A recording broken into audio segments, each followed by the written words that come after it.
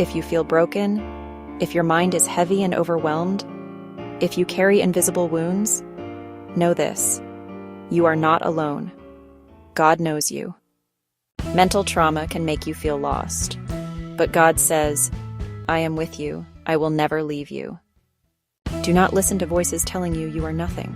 Do not believe fear that says you won't heal.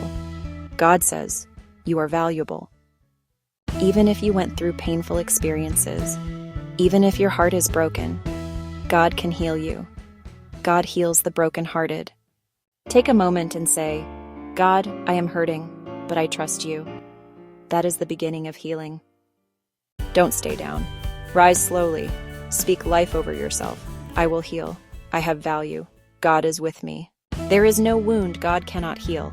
No darkness His light cannot overcome. Your future is still bright. You can change. You can be restored. You can become strong. God, touch their hearts. Give them peace. Heal their wounds. Remind them you love them. Amen.